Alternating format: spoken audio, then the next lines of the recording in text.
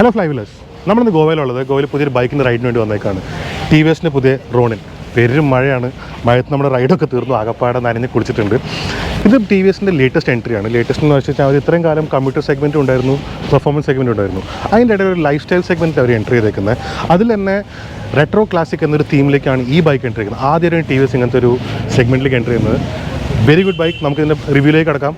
So welcome to flywheel.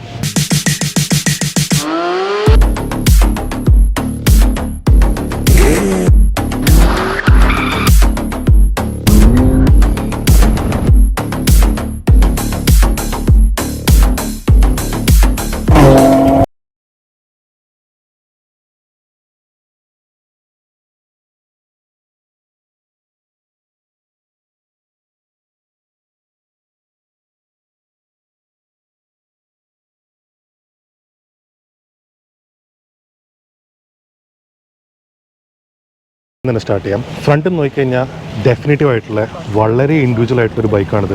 കാണാൻ പറ്റും T4 TVS. അതുകൊണ്ട് ഇവിടെ 4 മൊത്തം LEDs ഉണ്ട്. ഇത് 2 ലോ ബീമിനുള്ളതും ഇത് 2 ഹൈ ബീമിനുള്ളതാണ്.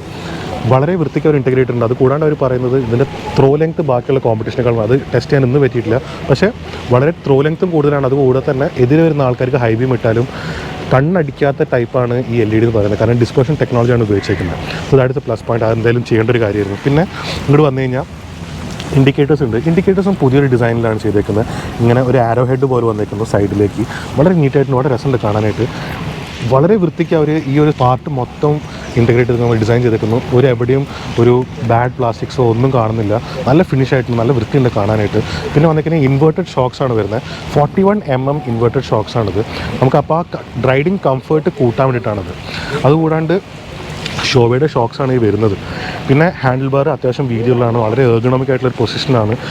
അധികം പ്രശ്നങ്ങളൊന്നും ഇല്ലാത്ത, അധികം കൊത്തുപണികളൊന്നും ഇല്ലാത്ത ഒരു റൈഡിങ് ഹാൻഡിൽ ബാറാണ്. വളരെ വൃത്തിയായിട്ട് ചെയ്തിട്ടുണ്ട്. ഓഫ്സെറ്റ് ആയിട്ടുള്ള ഒരു സ്പീഡോമീറ്ററാണ്.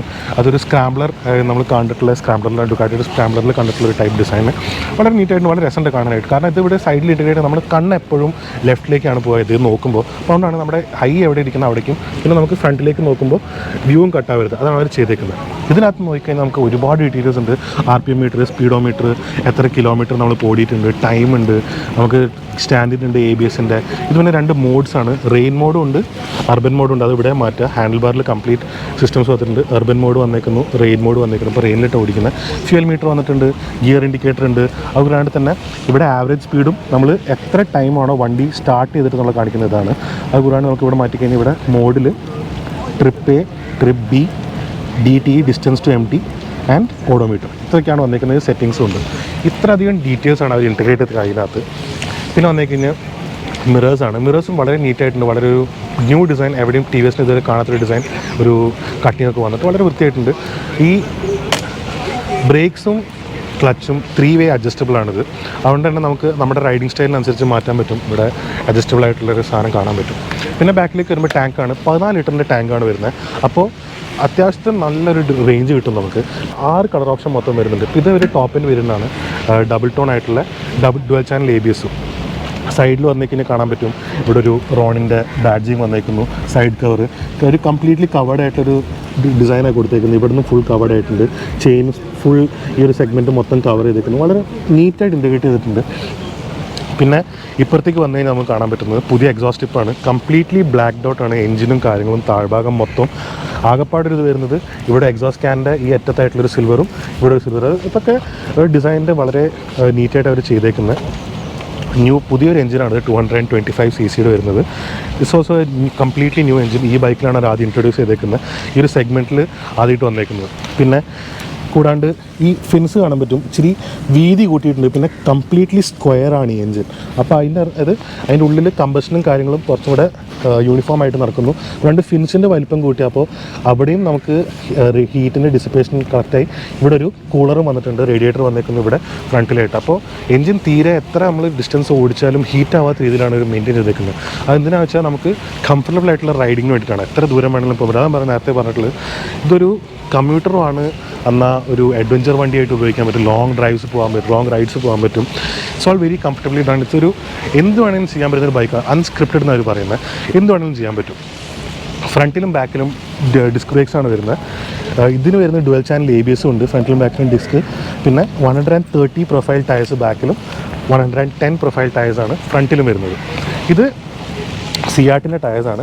സിയാട്ടിന് തന്നെ പുതിയ നോബ്ലി ആയിട്ടുള്ള ടയേഴ്സാണ് വരുന്നത്. അത്യാവശ്യം നല്ല ഗ്രിപ്പിയാണ്. നമുക്ക് എല്ലായിടത്തും ഇന്ന് മഴയത്ത് ഓടിച്ചിട്ടൊക്കെ നമുക്ക് എവിടെയും പ്രശ്നങ്ങളൊന്നും ഫീൽ ചെയ്തില്ല. പിന്നെ ഇതിൻ്റെ ഒരു ആഡഡ് അഡ്വാൻറ്റേജ് എന്ന് പറഞ്ഞു കഴിഞ്ഞാൽ ഇതിൻ്റെ എക്സോസ്റ്റ് നോട്ടാണ്. എക്സോസ്റ്റ് നോട്ട് ഞാൻ അവസാനം വീഡിയോൻ്റെ എൻഡിൽ ഞാൻ കേൾപ്പിച്ചു തരാം. വളരെ ന്യൂ ആണിത്. ഈ ഒരു സെഗ്മെൻറ്റിൽ, ഈ ഒരു ലൈഫ് സ്റ്റൈൽ കാറ്റഗറിയിൽ എക്സോസ്റ്റ് നോട്ടും കാര്യങ്ങളൊക്കെ വളരെ ആൾക്കാർക്ക് ഒരു ഇൻട്രസ്റ്റിംഗ് ആയിട്ടുള്ളൊരു കാര്യമാണ്. അതുകൊണ്ട് തന്നെ ഇത് ഞാൻ എൻഡിൽ കേൾപ്പിച്ചു തരാം. പിന്നെ ഇതിനകത്ത് ഒരു ഇൻ്റലിജൻ്റ് ആയിട്ടുള്ളൊരു സ്റ്റാർട്ട് സ്റ്റോപ്പ് അവർ ഇൻറ്റഗ്രേറ്റ് ചെയ്തിട്ടുണ്ട്. എന്തിനാണെന്ന് വെച്ചാൽ നമ്മൾ സ്റ്റാർട്ട് ചെയ്യുമ്പോൾ ഏറ്റവും മിനിമം ആയിട്ടുള്ള ഒച്ചയില്ല, അതായത് ആ ഒരു എഞ്ചിൻ്റെ അകത്തേക്കാണ് അവർ ഇൻറ്റഗ്രേറ്റ് ചെയ്തിരിക്കുന്നത്. അപ്പോൾ നമ്മൾ സ്റ്റാർട്ട് ചെയ്യുമ്പോൾ ഏറ്റവും കുറവിൽ നമുക്ക് ഇത് സ്റ്റാർട്ടാവില്ല, സ്റ്റാൻഡിട്ടോട് സ്റ്റാർട്ടാവില്ല. അതിൻ്റെ ഇമോബിലൈസറും ഉണ്ട് side stand, that is also another thing. ഇത് അപ്പോൾ നമുക്ക് സ്റ്റാർട്ട് ചെയ്ത് കഴിഞ്ഞാൽ മിനിമം നോയ്സിലാണ് സ്റ്റാർട്ട് ചെയ്യാവുന്നത് അറിയില്ല. പിന്നെ വണ്ടി എഞ്ചിൻ റെവ് 2000 RPM എത്തുമ്പോഴാണ് നമ്മൾ കേൾക്കുന്നത്. സീറ്റ് വന്നേക്കുന്നു. സീറ്റും അത്യാവശ്യം നല്ല കംഫർട്ടബിളാണ്. നമ്മൾ അത്യാവശ്യം റൈഡ് പോയി, പക്ഷേ ഭയങ്കര സോഫ്റ്റാണ്. അതുകൊണ്ട് ലോങ് റൈഡ്സ് പോകുമ്പോൾ എന്തായാലും ഒരു അൺകംഫർട്ടബിൾ ആയിരിക്കും. കമ്മ്യൂട്ടർ റൈഡ്സിൻ്റെ കുഴപ്പമുണ്ടാവില്ല. പിന്നെ വീതിയുണ്ട്, കംഫർട്ടബിളാണ്. ബാക്കിലും ആൾക്കാർക്ക് കുഴപ്പമില്ല. ബാക്കിൽ ഗ്രാബ് റെയിൽ വന്നേക്കുന്നു, അതും അത്യാവശ്യം നല്ല വീതിയിൽ അവർ കൊടുത്തിട്ടുണ്ട് നമുക്ക് പിടിക്കാനൊക്കെ എളുപ്പത്തിന് വേണ്ടിയിട്ട്. ബാക്കിൽ ഈ ഒരു സെക്ഷനാണ് എനിക്ക് തീരെ ഇഷ്ടപ്പെടാത്തത്. പിന്നെ ഈ വന്നിരിക്കുന്ന ടെയിൽ ലൈറ്റ്, ഇത് എനിക്ക് ഭയങ്കര ഇഷ്ടപ്പെട്ട ഒരു ഡിസൈനും. കാരണം നമുക്ക് സാധാരണ LEDs കാണുന്ന പോലെ കുത്തായിട്ട് കാണുന്നില്ല, വളരെ ഡിസ്പേഴ്സ്ഡ് ആണിത്. അത് ഉള്ളിൽ റിഫ്ലക്ടേഴ്സ് വെച്ചിട്ടാണ് ഈ LED അവർ പുറത്തേക്ക് വരുന്നത്. ഡിസ്പേഴ്ഷൻ ടെക്നോളജിയാണ് ഇൻഡിക്കേറ്റേഴ്സിലും ഇവിടെയും അവരെല്ലായിടത്തും ഇൻറ്റഗ്രേറ്റ് ചെയ്തേക്കുന്നത്. ഈ ബൈക്കിന് ആകെ മൊത്തം 3 വേരിയൻസ് ഉണ്ട്.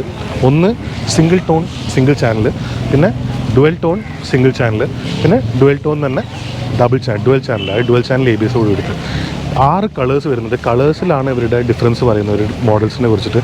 ആകെ ഫസ്റ്റ് സെഗ്മെൻറ്റിൽ ബ്ലാക്കും റെഡും ഞാൻ സൈഡിൽ കാണിക്കുന്നുണ്ട്. ബ്ലാക്ക്, റെഡ്, പിന്നെ റെഡ്, ബ്ലൂ, പിന്നെ ഗ്രേ, ഓറഞ്ച്.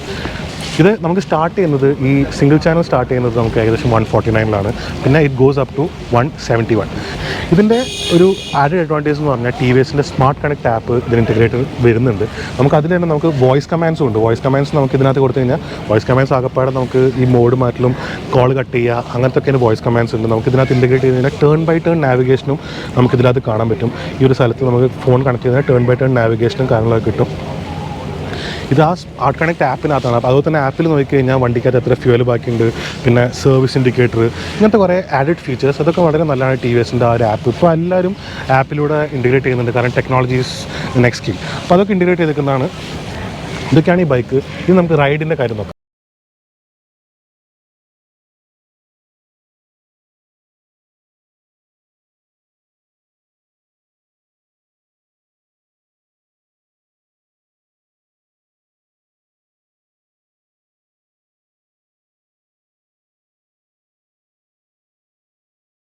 മഴയാണ്, ആ പേര് മഴയത്തൊന്ന് റൈഡ് ചെയ്തത്. അപ്പോൾ വിഷ്വൽസ് കാണുമ്പോൾ മനസ്സിലാവുണ്ടാവും. നോൺ സ്റ്റോപ്പ് റെയിൻ എന്ന് പറഞ്ഞാൽ നോൺ സ്റ്റോപ്പ് റെയിൻ ഇപ്പോഴും അങ്ങനെ മരത്തിൻ്റെ കീഴിൽ വന്ന് നിൽക്കുക. അപ്പോൾ നമുക്ക് റൈഡിനെ കുറിച്ച് നോക്കാം. ഈ റൈഡ് എന്ന് വെച്ചാൽ നമ്മളിന്ന് ഏകദേശം ഒരു 50 കിലോമീറ്റർ അടുത്ത് ഓടി. അപ്പോൾ നമുക്ക് ഒരു എക്സ്റ്റെൻസീവ് റൈഡ് ചെയ്യാൻ പറ്റിയില്ല, കാരണം ഒന്നാമത് മഴ, അതും വേണ്ടി. ഇതൊരു 225 TVSൻ്റെ ഏറ്റവും പുതിയ ഒരു എഞ്ചിനാണ്. ഈ ഒരു എഞ്ചിൻ വേറെ ഒന്നിനുമില്ല.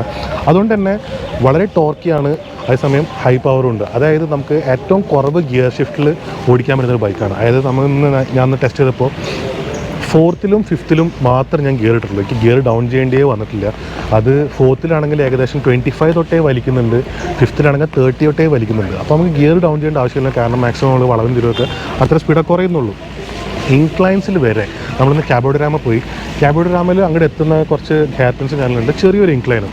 ആ ഇൻക്ലൈനിൽ പോലും കേർവ്സിൽ എനിക്ക് 4th-ന് താഴെ പോകേണ്ടി വന്നിട്ടില്ല, അത് വലിക്കുന്നുണ്ട്. നമ്മൾ ഏകദേശം ഒരു 25 വരെ തന്നിട്ടുണ്ട്. എന്നിട്ടും ആ ഇൻക്ലൈനിലൊരു ഏകദേശം ഒരു 20 ഡിഗ്രി 30 ഡിഗ്രി ഇൻക്ലൈൻ ഉണ്ടാവും. അതിലും വണ്ടി വലിച്ചു പോകുന്നുണ്ട്. അപ്പോൾ അത്രയും ഈസ് ഓഫ് റൈഡിങ് ആണ്, അത്ര minimum gear ഷിഫ്റ്റ്സും.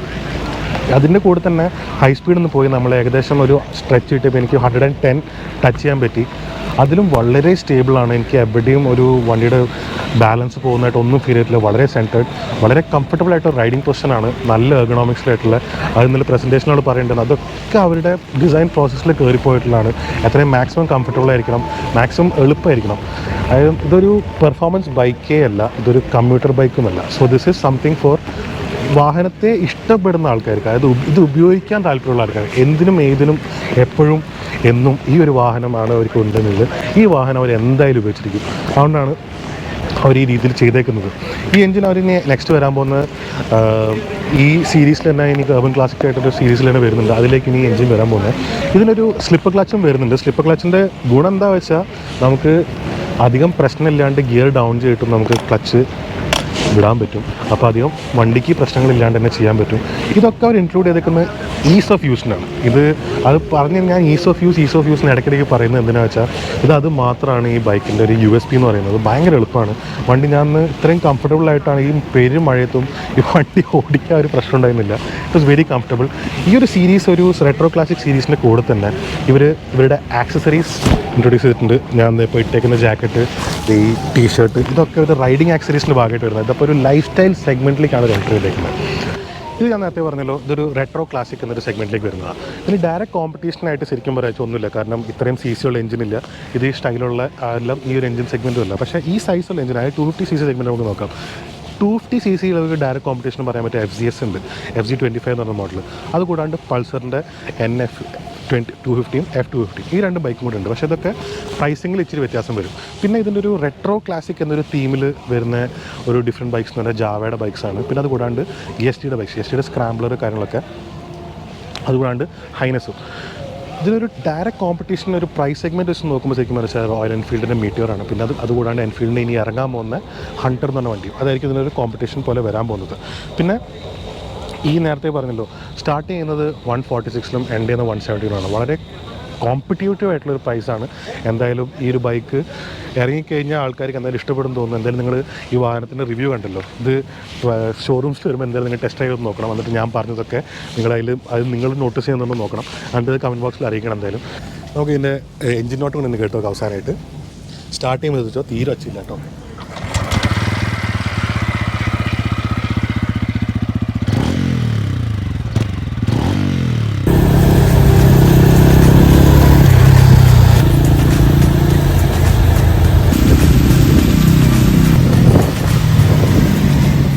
So this is the whole bike. നിങ്ങൾക്ക് ഇഷ്ടപ്പെട്ടെന്ന് തോന്നുന്നു. എന്തായാലും ലൈക്ക് ചെയ്യുക, കമൻറ്റ് ചെയ്യുക, ഷെയർ ചെയ്യുക. ഇത് ആൾക്കാരിലേക്ക് എത്തിക്കാണ്ട് ഈ വീഡിയോ കണ്ടിട്ട് ആൾക്കാർ അറിയട്ടെ. പിന്നെ ദിസ് വാസ് ഇറ്റ്. ഞാൻ Nandu. This was Flywheel Malayalam, TVSൻ്റെ പുതിയ Ronin. Thank you for watching. Stay tuned.